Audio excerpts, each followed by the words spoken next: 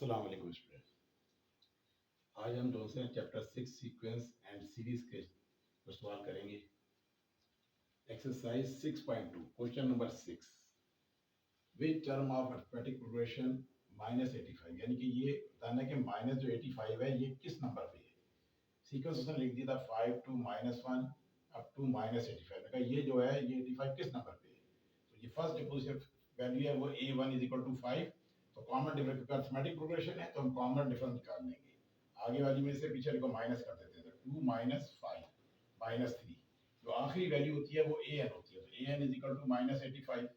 Formula हमारे पास है an = a + n - 1 × d। अब देखिए an की वैल्यू हमने लगा दी -85, a की वैल्यू हमारे पास गिवन थी 5 निकली, n हमने फाइंड करना है तो +n - 1, कॉमन डिफरेंस हमने निकाल लिया था -3।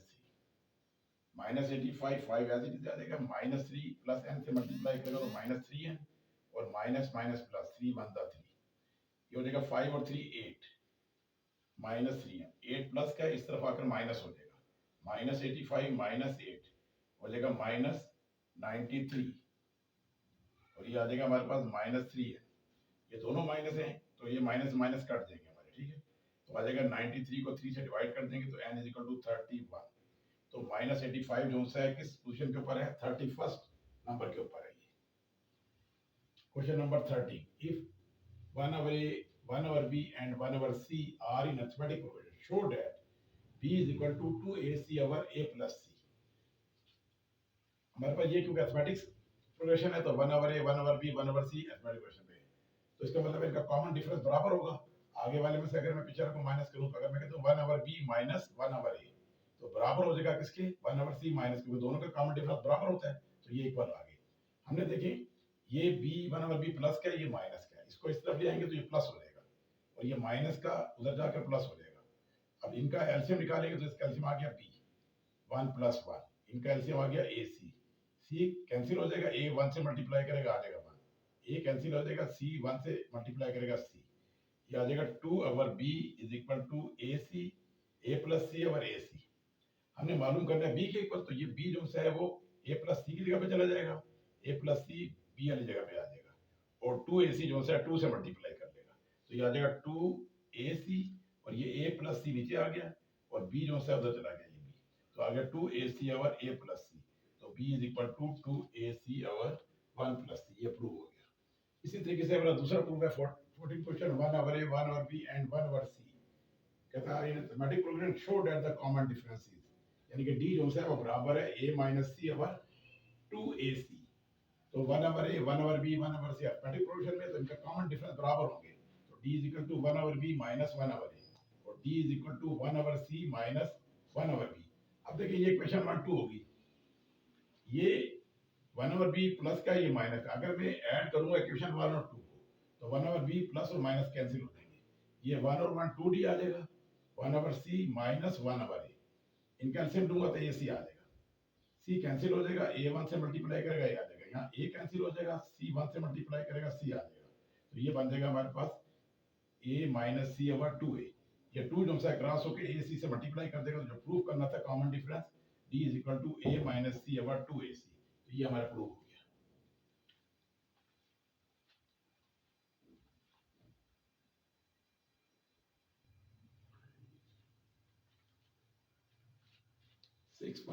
Find for first term, question number 1। अब देखिए जो गिवन है हमारे पास an - 1 = n + 2, और a1 की वैल्यू दी हुई है 2, तो हम लेट कर लेते हैं n = क्योंकि 1 की वैल्यू दी हुई है तो 2 से शुरू कर लेंगे। हम पहले जो से n की जगह पर 2 पुट करेंगे,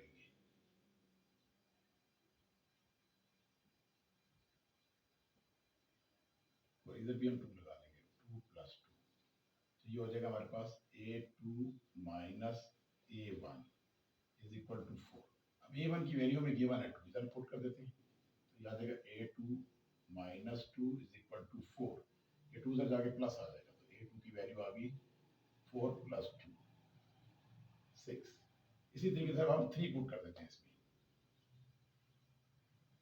जहां जहां n होगा वहां 3 पुट कर देना है, ये आ जाएगा आपके पास a3 minus a2 is equal to 5। अब a2 की वैल्यू हमने निकाली थी 6, वजह पुट करते हैं, आ जाएगा a3 minus 6 is equal to 5। a3 is equal to 5 plus 6, ये आ गया 11। इसी तरह हम करेंगे अब 4 पुट, इधर 4 हो जाएंगे, सब जगह n जाए वो 4 पुट कर देंगे।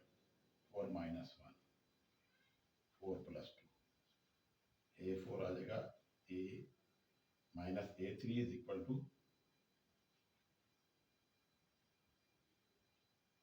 6। अब हमारे पास a3 की वैल्यू हमारे पास कितनी है, 11 है।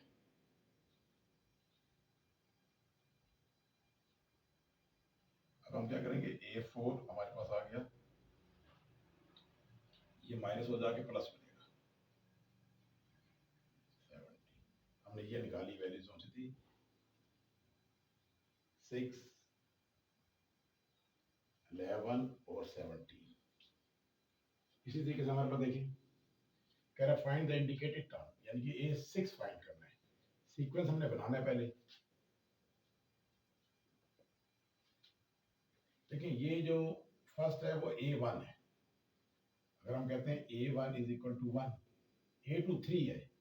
अगर मैं 1 में 2 प्लस करूं तब भी 3 आ जाएगा, लेकिन आगे सीक्वेंस सही नहीं बन रहा।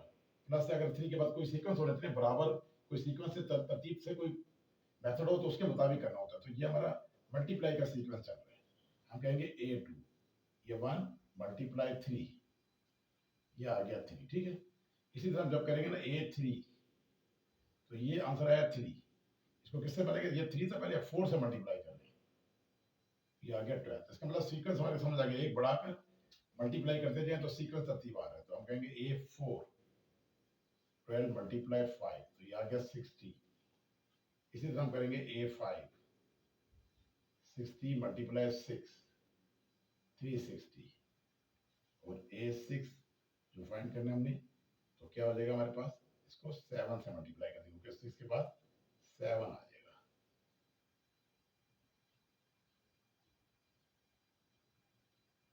ये बन गया हमारे पास a6 इज इक्वल टू 2520। ये हमने इंडिकेट, कोई भी हम करनी होती है हम इसी तरीके से जहां तक मर्जी चाहे सीक्वेंस बना सकते हैं। क्या कह रहा है, फाइंड नेक्स्ट 2 टर्म, इसके बाद की 2 मालूम करें। देखिए जो सीक्वेंस नजर आ रहा है वो मुझे 1 प्लस 1 माइनस, पहले प्लस फिर माइनस फिर प्लस फिर माइनस फिर प्लस फिर माइनस, इसका मतलब है 2 तरह का सीक्वेंस चल रहा है इसमें। अगर हम देखें a1 की वैल्यू है 1 और a2 जो है वो माइनस है, -3। तो सीक्वेंस समझ आ गया कि अगर हम ऑड नंबर में +4 करते जाएं और इवन नंबर के अंदर -4 साथ लगाते जाएं तो क्या हो जाएगा, हमारा सीक्वेंस बन जाएगा। तो हम देखें ये आ गया a3 1 + 4 5 आ गया, ठीक है। इसी तरह हम कहेंगे इवन नंबर आ गया 4, तो क्या हो जाएगा, इसमें हमने क्या है कि -4 साथ करते जाएंगे, तो ये बन गया हमारे पास -7। इसी तरीके से आ जाएगा हमारे पास a5, तो क्या आ जाएगा 5 + 4 तो 9। सीक्वेंस हमारा दुरुस्त चल रहा है अभी तक। a6 -7 और -4, ये आ गया -11। अब जो नेक्स्ट 2 मालूम करने देखें, a7 9 + 4, ये आ गया 13। और इसी तरीके से हम करेंगे a8 -11 और -4 -15। इसका मतलब हमारे पास a7 जो है 13 आ गया और a8 है वो -15 आ गया।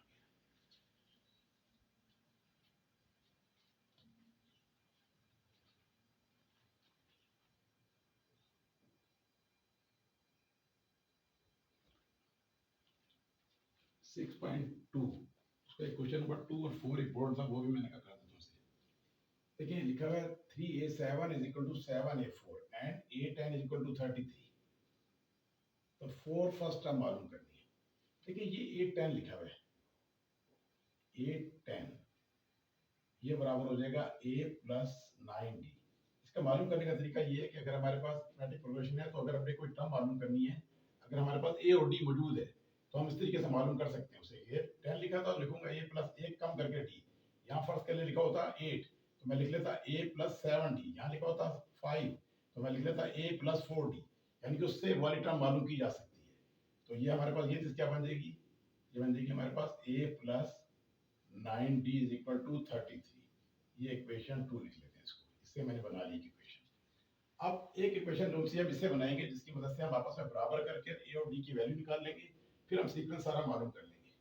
तो देखिए ये लिखा हुआ है 3a7, ये आ जाएगा आपके पास 3a7 किसके बराबर आ जाएगा, अभी हमने तरीका बताया a plus 6d, 7a plus 3d। अब इसे मल्टीप्लाई कर लेंगे, ये हो जाएगा 3a plus 18d, 7a plus 21d। अब देखिए ये रकम बड़ी है तो इसको उधर ले जाते हैं, ये माइनस हो जाएगी उसमें से, 7a plus 21d minus 3a minus 18d is equal to 0। तो 7 में 3 गए तो कितना आ गया, 4a plus 3d is equal to 0। ये इक्वेशन 1 आ गई। अब देखिए हमारे पास ये लिखा है 3d और ये लिखा है 9d, ये लिखा है 4a, ये लिखा है a। अगर मैं चाहूँ तो इसको 4 से मल्टीप्लाई करके a बराबर कर लूँ, मेरी मर्जी है इसको 3 से मल्टीप्लाई करके d बराबर कर लूँ। तो मैं इक्वेशन 1 को 3 से मल्टीप्लाई करके d बराबर कर लेता हूँ। पहले मैं कहता हूँ मल्टीप्लाई इक्वेशन 1 बाय 3, जो हो जाएगा 3 4 दा 12a प्लस 3 3 दा 9d इज इक्वल टू 0। ये इक्वेशन 3 आ गई। अब हमारा इन दोनों इक्वेशनों का काम है 2 और 3 का। अब देखिए अगर मैं इक्वेशन 2 को इसमें सब्ट्रैक्ट कर देता हूँ तो क्या हो जाएगा, d का साइन तब्दील हो जाएगा, कट जाएगा, तो a की वैल्यू आ जाएगी। मैं कहता हूँ सब्ट्रैक्ट इक्वेशन 2 फ्रॉम 3 में से 2 को सब्ट्रैक्ट कर रहा हूँ, ये आ जाएगा आपके पास a plus 9d is equal to 33। इनके साइन तब्दील हो जाएंगे तो ये और ये कट जाएगी, ठीक है। तो 12 में से 1 निकल जाएगा तो आ जाएगा 11a is equal to minus 33। तो a की वैल्यू आ गई minus 33 over 11, a is equal to minus 3। ये हमने a की वैल्यू निकाल ली। अगर हम इस a की वैल्यू को चाहे मैं इक्वेशन 1 में पुट कर लूँ, 2 में पुट कर लूँ, जहाँ भी पुट करूँ, तो मैं d की वैल्यू निकाल सकता हूँ। तो चले इसमें पुट कर लेते हैं इक्वेशन 2 में। Put in equation 2।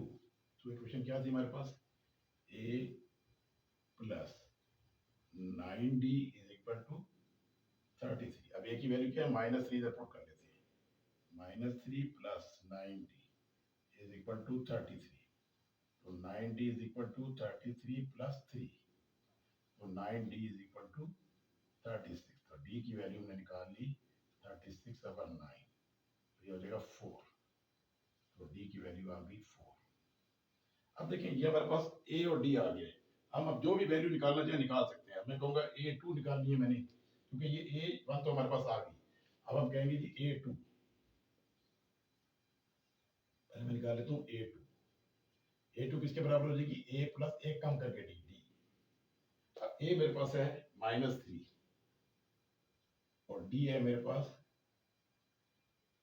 4, तो ये आ गया 1। मैं कहूँगा जी a3, ये आ जाएगा a प्लस 2d, a की वैल्यू है -3 प्लस 2, d की वैल्यू थी 4, ये आ जाएगा आपके पास -3 और प्लस 8, ये बन गया 5। इसलिए मैं कहूँगा जी a4, a plus 3d, a की जगह पे आ गया -3 और प्लस 3 और d की जगह पे आ गया 4, -3 प्लस 12, ये आ जाएगा 9।